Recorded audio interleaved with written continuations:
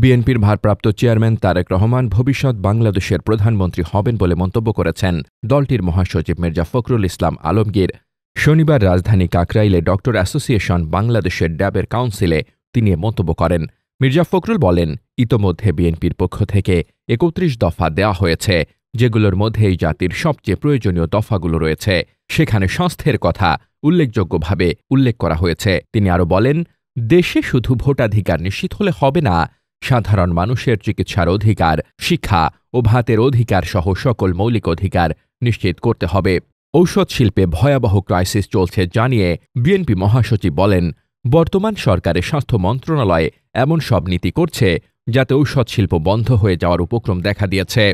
যারা ঔষধ তৈরি করে তাদের দেওয়া অভিযোগের কথা উল্লেখ করে মির্জা ফখরুল বলেন, স্বাস্থ্য শিল্পের মাধ্যমে আমরা বিভিন্ন দেশে ঔষধ রপ্তানি করি। তবে বর্তমানে যারা ঔষধ বানাচ্ছেন তারা বলছেন, বর্তমানে এই খাতের এতই ভয়াবহ অবস্থা, ঔষধ তৈরির ফ্যাক্টরিগুলো বন্ধ হয়ে যেতে পারে।